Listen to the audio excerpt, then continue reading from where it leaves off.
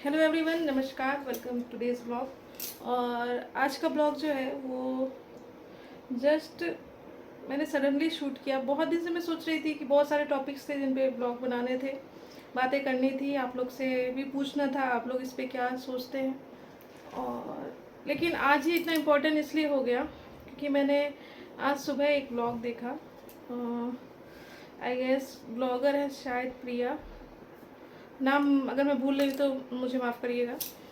तो वो अभी महाकाल गई थी और वहाँ पे उनको दर्शन नहीं करने को मिला ड्यू टू वो मोबाइल लेके अंदर गई थी और जो गार्ड्स थे उन्होंने सही से बिहेव नहीं किया अकॉर्डिंग टू हर। और उन्होंने बहुत सारी बातें जो है वो क्लियर की है जिसमें कि वो काफ़ी दुखी लग रही हैं। और उनका कहना था कि वीआईपी लोगों को ज़्यादा प्रेफरेंस दी जाती है, वीआईपी लोग जो हैं वो ईज़िली दर्शन कर पाते हैं किसी भी तीर्थ स्थल पे। तो इससे रिलेटेड बात करने से पहले मैं एक छोटा सा कुछ शेयर करना चाहूँगी। जब मैं छोटी थी, I guess 5th 6th 7th class की बात है, जैसे कि लड़कियों को घर में पहले से बताया जाता है कि शिवजी जो हैं वो मतलब शिवजी जो हैं वो बेस हैं जितने भगवान हैं, मतलब शिवजी को सब भगवानों का मतलब अधिष्ट बोला गया। सब लोग शिवजी की पूजा करते हैं और ओम नमः शिवाय में भी हम लोग देखते थे कि सभी लोग जो हैं जितने देवता थे कुछ होता था तो शिव जी के पास जाते थे, फिर उनको बोलते थे कि और भी जो ब्रह्मा विष्णु महेश हैं उनके पास जाइए, उनसे भी राय लीजिए। तो बचपन में जब मैं शिव जी की पूजा करती थी, सावन में मैं सोमवार का व्रत करती हूँ, आज भी करती हूँ। तो सुबह 4 बजे जो है उस समय तो बच्चों में तो और ज़्यादा अंदर से उत्साह होता है किसी भी व्रत त्यौहार को लेकर के। तो सुबह 4 बजे मैं नहाती थी, रात में ही तैयारी कर लेते थे पूजा की। और चाहे मम्मी हो चाहे भैया हो, किसी को साथ लेके मैं नंगे पाँव जाती थी पास के मंदिर में। और वहाँ उस समय बहुत भीड़ होती थी और उस समय ना तब 4 बजे के अप्रॉक्स 4:30 तक पहुँचती थी तो भी शिव जी के ऊपर जो उनका शिव जी का लिंग होता है उनके ऊपर बेलपत्र फूल ऑलरेडी पूजा हो चुकी होती थी। उसके बाद से भी वहाँ पे बहुत मतलब जितने भी श्रद्धालु आते थे, जितने भी भक्त आते थे मेरी तरह, सबको उस पर जल डालना है, फूल डालना है, सबको पूजा करनी है। तो उस समय ना बहुत अफरा तफरी मची रहती थी। कई बार मुझे गुस्सा आता था, फिर मुझे घर में मम्मी समझाती थी कि पूजा मन से होती है, अगर मन में अगर आस्था है तो शिव जी जो है वो चाहे हाथ जोड़ के भी खड़े हो जाओ स्वीकार कर लेते हैं। तब मुझे लगता था कि नहीं, पूजा करनी तो ज़रूरी है क्योंकि बचपना था। लेकिन अभी रिसेंटली मैंने लास्ट 2 साल पहले की बात है, मैंने महाकाल के दर्शन हो गए हैं, साथ ही साथ श्री मल्लिकार्जुन दो अभी मैंने ज्योतिर्लिंग के दर्शन किए हैं। तो दोनों ज्योतिर्लिंग के दर्शन जो हैं वो दूर से हुए हैं और अच्छे हुए हैं, मैं ये नहीं कहूँगी ख़राब हुए हैं। बहुत भीड़ बहुत भीड़ बहुत भीड़, उसमें भी 100 रुपये दे के तो महाकाल में हम लोग ने सोचा कि जल्दी दर्शन हो जाएंगे, लेकिन लाइन उतनी लंबी। बस ये था कि जो नॉर्मल जनरल भीड़ थी उससे थोड़ी आगे लाइन थी, लेकिन थी लाइन सबकी।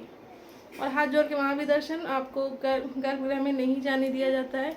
मे भी शायद जाने दिया जाता है, उसका कोई प्रोसीजर हो, कुछ फॉलो करना होता हो, जैसे कि बड़े स्टार्स जाते हैं फॉलो करने के लिए। लेकिन हम लोगों ने दूर से ही हाथ जोड़ के दर्शन किए। और बाहर और भी मंदिर हैं जिसमें कि शिव जी की और भी ज्योतिर्लिंग मतलब जैसे कि हम लोग शिवलिंग होती है वो सब है, आप वहाँ पे पूजा कर सकते हैं।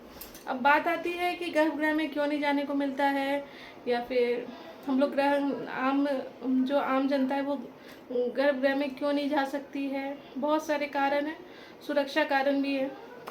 और सेलिब्रिटी को क्यों इजीली मिल जाता है, मिलना चाहिए चाहे नहीं मिलना चाहिए, इस बहस में मैं नहीं पढ़ूंगी क्योंकि सबकी अपनी प्राथमिकताएं हैं। अगर किसी के पास पैसा है तो उसका यूज़ करके सोचता है कि मैं भगवान से जल्दी मिल लूँ। लेकिन अभी जब मैं महाराष्ट्र, हम लोग लास्ट ईयर शिफ्ट किए हैं, और जब सिद्धि विनायक के फर्स्ट दर्शन करने गई थी मैं, तो बहुत मन में था कि सिद्धि विनायक के दर्शन करूँगी। यहाँ से भी, घर से मैं पुणे से नंगे पाँव गई थी ट्रेन में, पूरा मैं मतलब जब मैं मुंबई में उतरी तो भी मैं नंगे पाँव थी, दर्शन करने के लिए गई। बाय चांस बेटू को और मेरे हस्बैंड को, मेरे बच्चे को, मेरे हस्बैंड को पास जाके पंडित जी ने उनको मालाएं दी, प्रसाद दिया, अच्छे से उन्होंने पूजा किया। मैं क्योंकि लेडीज़ थी, मैं उतनी धक्का मुक्की में नहीं जा सकती थी जेंट्स के भीड़ में दबा, क्योंकि मुझे मतलब नहीं अच्छा लगता है कि उतने। मैं बस लाइन में गई, दूर से मैंने देखा छोटी सी झलक, बप्पा की, और मैंने हाथ जोड़ लिए। और उसी भीड़ में जब हम लोग लाइन में लगे हुए थे तो एक बहुत इंटरेस्टिंग इंसिडेंट है, वहाँ पे 1500 में स्पेशल लाइन थी, जो आपको तो 10 मिनट के अंदर दर्शन हो जाते हैं, पूजा हो जाती है। हम लोग अफोर्ड कर सकते थे, ऐसा नहीं था कि नहीं अफोर्ड कर सकते थे। 1500 रुपये 3 लोगों का, कोई दिक्कत नहीं थी। मैं गई थी, हस्बैंड गए थे, बिट्टू गया था। लेकिन हम लोग एक्चुअली नॉर्मल लाइन में लग गए थे, 100 रुपये वाली आई गेस वो लाइन थी, 100 रुपये पे करना होता था। और आधा जो है वो टाइम बीत गया था हम लोगों की लाइन में ही। उसके बाद हम लोग को पता चला कि 1500 में भी दर्शन होते हैं 10 मिनट में। तब मैं पता नहीं, वहाँ पे ना टीवी स्क्रीन बने हुए हैं, जब आप जाएंगे सिद्धिविनायक के दर्शन करने आपको पता होगा। तो वहीं से मैंने बप्पा को देखा, तो पता नहीं मेरे मन में आया कि जो स्पेशल लोग जा रहे हैं पूजा करने के लिए, बप्पा उनको भी दर्शन देंगे, बप्पा यहाँ से भी दर्शन दे रहे हैं, तो कोई बात नहीं अगर मैं नॉर्मल लाइन में खड़ी हूँ, और अगर मैं स्पेशल लाइन में जाती तो भी कोई बात नहीं थी। एक्चुअली क्या है ना कि ये चीज़ें बहुत देर से समझ में आती हैं,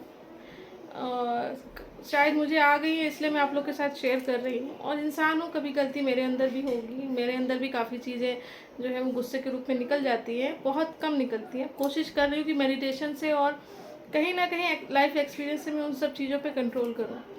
तो ऐसा होता है ना कि अगर आप शिवलिंग को छू करके पूजा करते हैं, दूर से प्रणाम करके पूजा करते हैं, महादेव को भोलेनाथ बोला जाता है, बहुत भोले हैं वो।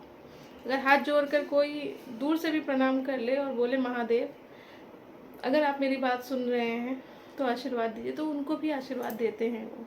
हाँ, एक चीज़ इसमें बहुत अलग है कि जब आप किसी भी दिव्य स्थान पे जाते हो ना, तो वहाँ की एनर्जी जो होती है ना वो बहुत ज़्यादा हाई होती है। ये मैंने खुद भी फील किया है। अगर आप महाकाल जाएँ या किसी भी ज्योतिर्लिंग जाएँ, वहाँ पे आप मंदिरों को अगर टच करेंगे ना बाहर से, तो आपके अंदर ना फील होता है वो कि वो एनर्जी है वहाँ पे। तो वो चीज़ मैं मानूंगी कि छू कर पूजा करने में जो है एनर्जी जो है वो पास होती है, आपका मन शुद्ध होता है। लेकिन नहीं भी मिले तो इस बहस में नहीं पड़ना चाहिए। क्या होता है ना, बहस में पड़ने से दो चीज़ें होती हैं। आपको समाज बदलना है, जो कि मुश्किल है। ये प्रथा बहुत पहले से चली आ रही है कि इस वीआईपी दर्शन होते हैं, लोगों की भीड़ होती है, आपके पास पैसे हैं तो वीआईपी दर्शन कर लीजिए, और नहीं भी होते हैं तो दूर से हाथ जोड़ के दर्शन कर लीजिए। तो इन सब चीज़ों में हम लोग जितना ना पढ़े ना उतना बेटर है।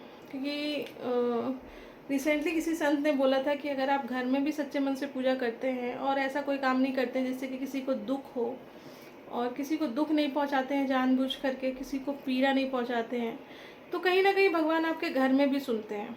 और आप वहाँ जा कर के आप वीआईपी दर्शन भी कर रहे हैं लेकिन लोगों को दुखी कर रहे हैं, या फिर कुछ लोग आपके कारण बहुत दुखी हो रहे हैं, तो ऐसा चीज़ें जो है वो नहीं करनी चाहिए। कोशिश करनी चाहिए कि कम करें।